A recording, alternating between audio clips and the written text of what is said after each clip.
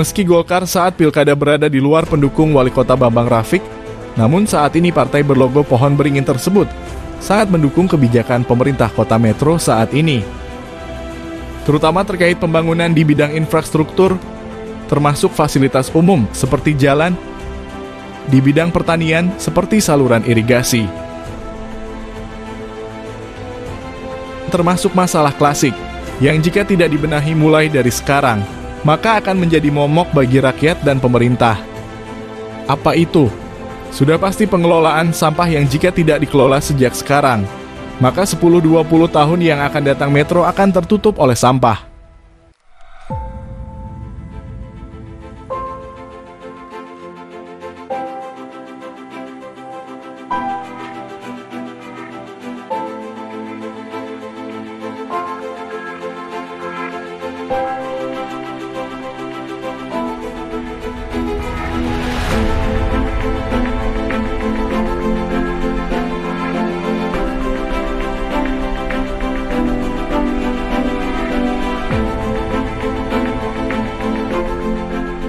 Assalamualaikum warahmatullahi wabarakatuh. Selamat siang. Ya, terima kasih sudah meluangkan waktu berbincang tentunya dalam program Talkshow atau dialog khusus dengan judul Menakar Kebijakan Pembangunan di Era Efisiensi Anggaran bersama saya Nova. Dan pemirsa, saat ini sudah bersama saya dan narasumber yang luar biasa hebat. Ada Bapak Haji Subhan SE, anggota Komisi 2 DPRD Kota Metro. Gimana kabarnya Bapak? Alhamdulillah baik. Alhamdulillah baik, sehat ya Pak ya. Nah, untuk mengawali dialog kita siang hari ini, berkenan kiranya untuk menyapa pemirsa yang sedang menyaksikan kita bincang-bincang kali ini. Assalamualaikum warahmatullahi wabarakatuh. Selamat siang para pemirsa. Tabi pun. Ya, Pak. Semoga kita semua selalu dalam keadaan sehat dan selalu bisa berbuat yang terbaik untuk masyarakat. Amin ya rabbal alamin. Ya, sebelum kita mengulas topik seputar mensiasati pembangunan di tengah kebijakan efisiensi, mari kita mengulas seputar politik Bapak Subhan, Ketua Komisi 2 DPRD Kota Metro, yang harus kita akui bahwa Bapak Subhan ini merupakan politisi partai yang berlogo beringin ya. Sosok beliau ini perlu ditegaskan sudah cukup lama di kancah perpolitikan di Kota Metro, dan politisi Golkar ini memang sudah kesekian kalinya menjadi wakil rakyat di DPRD Kota Metro ya Pak ya.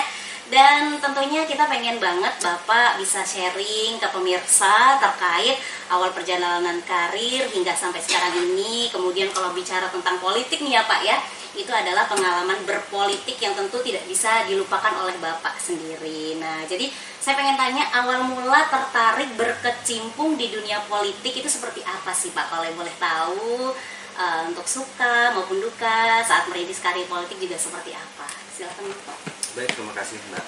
Ya. Kalau kaitan dengan pertanyaan itu, saya masih ingat sekali. Saya kan basicnya apa ya namanya, pengusaha itu kegedean, istilahnya rekanan di Kota Metro lah. Iya. Kami mayoritas satu keluarga itu rekanan semua. Betul. Karena dari awal tua saya juga begitu. Nah, jadi tatkala kalau nggak salah tahun berapa saya lupa persisnya.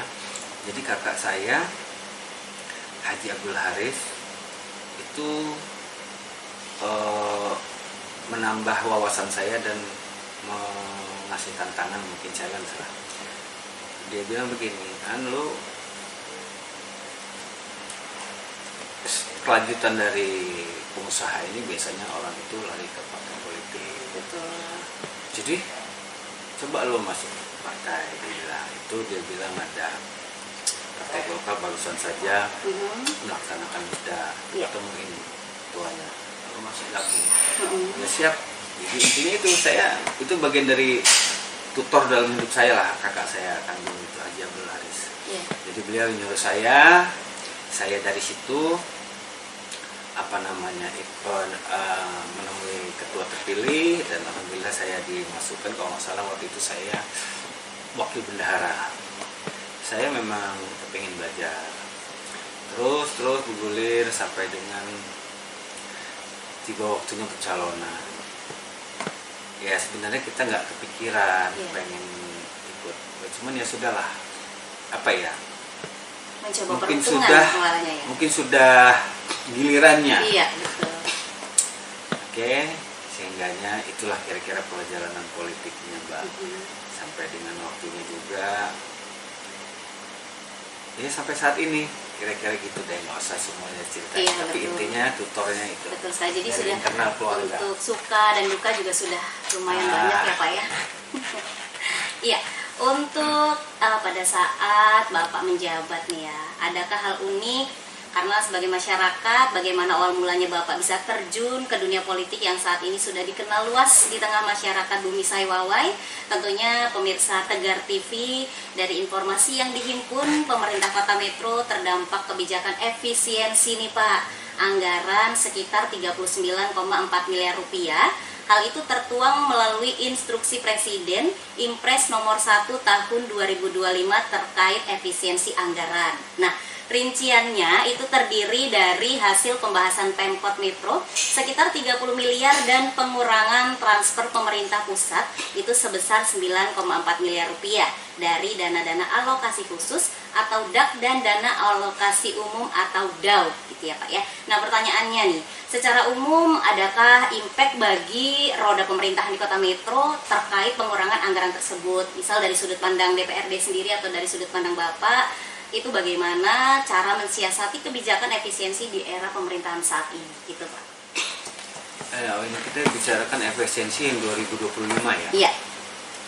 Efisiensi 2025 itu Mbak sifatnya itu betul, kalau di DPR ini hanya sifatnya diberitahukan.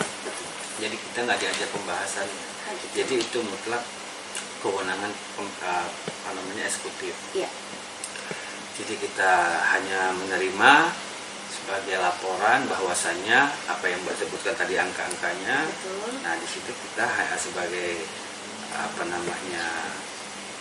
legislatif itu hanya bisa mengawasi dan melihat seperti apa hasil dari efisiensi tersebut, sudah berjalan sampai saat ini sejauh mana persentasenya.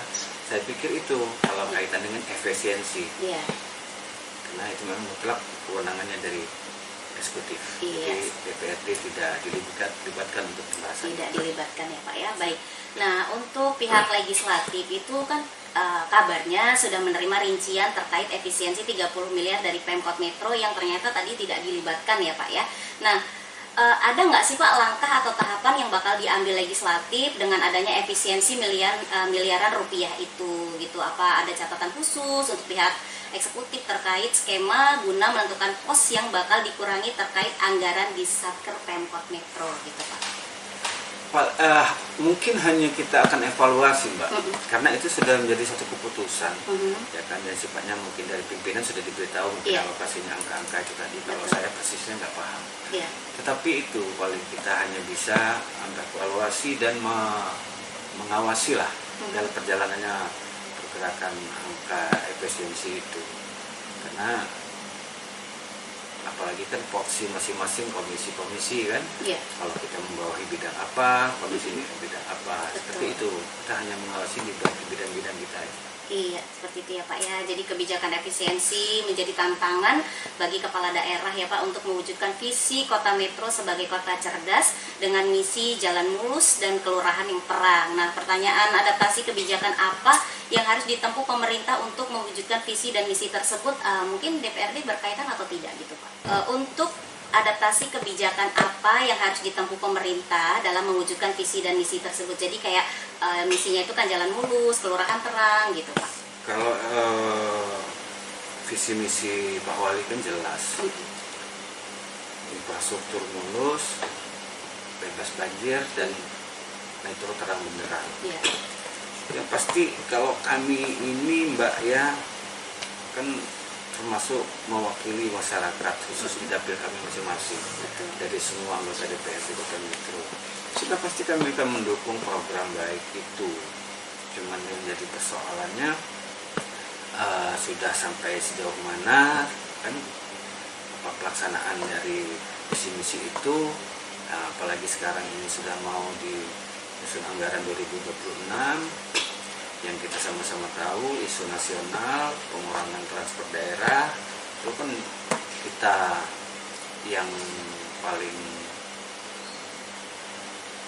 bertanggung jawab berpikir ini kan dari pihak pemerintah, eksekutif dalam hal ini, seperti apa mereka mensiasatinya, seperti apa mereka mengalokasikan anggaran ini itu.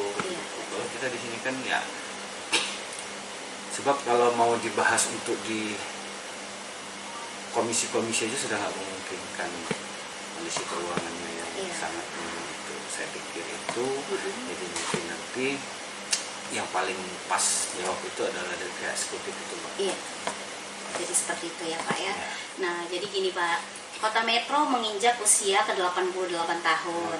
Di era kepemimpinan Bambang Rafiq, Kota Metro diharapkan dapat bertransformasi menjadi kota cerdas dengan didukung sektor jasa dan budaya yang menjunjung nilai religius. Nah, adakah Pak pesan khusus yang dititipkan ke pemerintah dari pencanangan kota cerdas dengan dukungan jasa dan budaya religius jika dikorelasikan dengan momen HUT ke-88 Kota Metro belum lama ini? Jadi, jika bicara dulu, kemudian sekarang, melihat perjalanan Kota Metro, adakah kesamaan atau perbedaan mendasar antara era kepemimpinan Bambang Rafiq dengan pemerintah era sebelumnya terkait topik pembahasan kita gitu Pak? Saya lebih ke pesan aja ya kepada pemerintah yang sekarang lah ya. Kita nggak usah yang lama, bahasa betul. lama. Betul.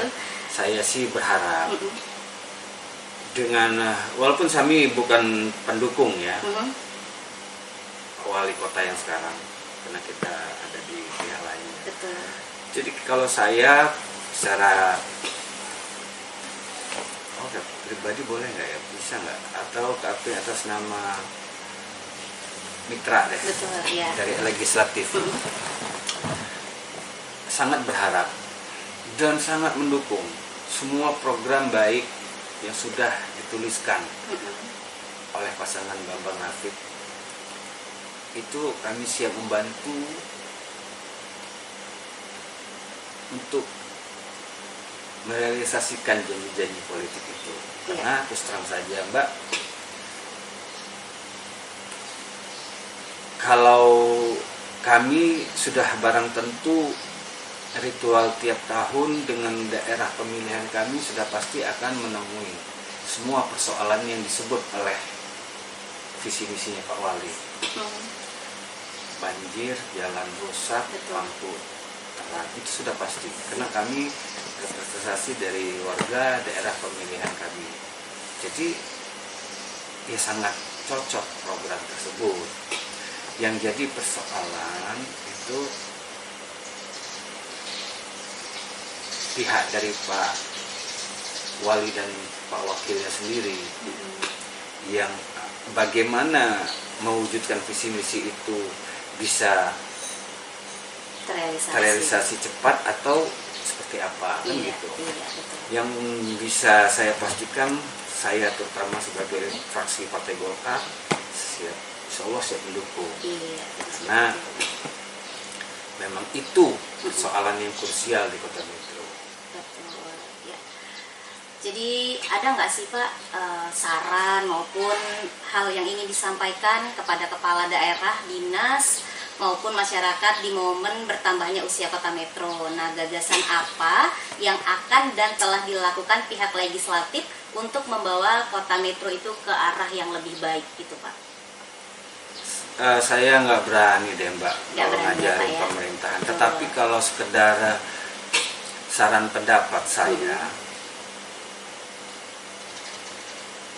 nggak ubahnya seperti satu kesatuan. Ya, betul.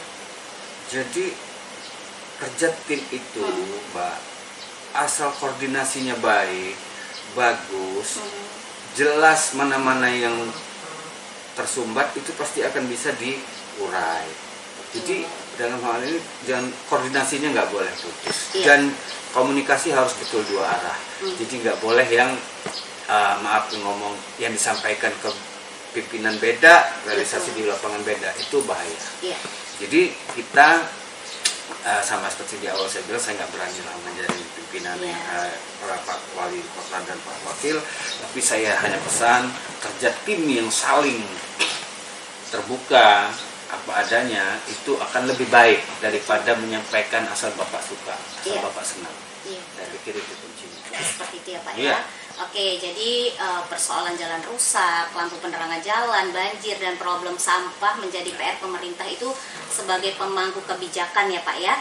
Jadi upaya apa yang nantinya ditempuh untuk mendorong percepatan pembangunan, wabil khusus sektor yang bersinggungan dengan hajat masyarakat banyak. Jadi dari sudut pandang wakil rakyat sendiri, itu butuh berapa lama sih Pak untuk merampungkan persoalan yang kerap menjadi atensi masyarakat seperti jalan rusak, lampu penerangan jalan, banjir, dan problem sampah gitu Pak di TPA tertentu gitu. Ya, yang pasti Mbak, satu persatu saya jawab ya. Kalau kaitan dengan sampah, kita sudah coba mengurai. Mengurai tahun ini kita sudah alokasikan anggaran untuk beli satu doser dan satu ekskavator. Itu untuk menunjang kinerja di tempat TPA Karangrejo. Kaitan dengan yang lain-lain mungkin akan menyesuaikan dulu karena keterikatan anggaran. Nah, kalau kaitan dengan infrastruktur dan jalan banjir, dan Mbak bilang tadi kira-kira kapan bisa terrealisasi dan terselesaikan itu PR Kota Metro, yang pasti semua itu tergantung anggaran Mbak. Iya Pak ya. Ya, karena terus terang saja kalau maunya semua mungkin para pemimpin yang ada siapapun mereka pasti kepengennya secepat mungkin menyelesaikan itu PR. Cuman yang jadi persoalan kemampuan keuangannya bagaimana kan gitu. Iya. Ya, insya Allah Mbak, kita percayakan program Pak Wali sudah dibunyikan, Mbak sendiri sudah baca. Mayoritas masyarakat Kota Metro sudah tahu programnya, kita baik sangka, kita doakan semoga Pak Wali dan Pak Wakil ini bisa mewujudkan harapannya yang sudah dituliskan dalam visi misi tersebut. Kita berbaik sangka, kita bantu doa. Saya pikir itu yang lebih bijak. Iya, jadi seperti itu ya Pak. Ya.